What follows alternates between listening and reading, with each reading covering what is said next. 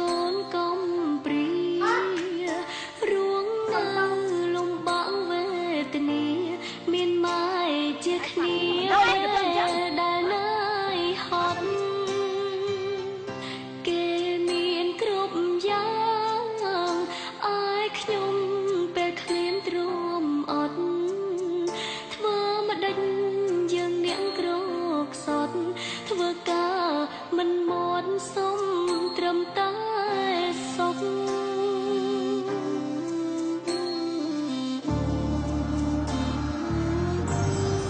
មានផ្ទះមានលុយមានគ្រប់មិនតូលតែរូ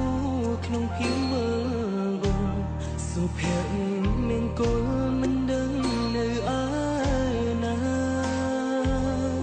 អន់ជាអ្នកក្រសប្បាយទាំងមិនហឺហា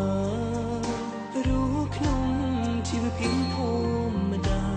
ជួបជុំគ្រួសារក៏គេគ្រប់គ្រងថ្ងៃនេះកូនសូមក្រាបសូមពេលអ្នកមានគុណគុណធ្ងន់មិនអាចរើគុណគុណធំលើកនំមិនអាចអូននេះគុណសាងបាបហើយសូមមេត្តាអភ័យទោលើកលែងឲ្យកូនចងដែលកូនធ្វើឲ្យលោកជួចំកូនប្រំធ្វើឈើច្រត់ជួបលោកមួយជីវិតថ្ងៃនេះកូនសូមក្រាបសូមពេលអ្នកមានគុណគុណធ្ងន់មិនអាចរើគុណគុណធំលើកនំមិនអាចអូននេះគុណសាងបាបហើយសូមមេត្តាអភ័យទោលើកលែងឲ្យកូនចងដែលកូនធ្វើឲ្យលោកជួចំកូនប្រំធ្វើឈើច្រត់ជួបលោកមួយជីវិតមានម៉ែខ្វងបើខ្ញុំកូនកំព្រារួងនៅលំបាកវេទនាមានម៉ែជាគ្នាដែលនៅហត់គេមានគ្រប់យ៉ាងអាយខ្ញុំពេលឃ្លានទ្រាំអត់ធ្វើម្ដេច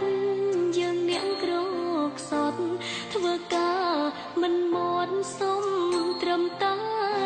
សុខ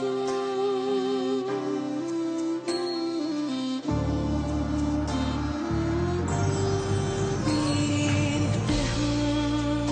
មានលុយមានគ្រប់មិនតូ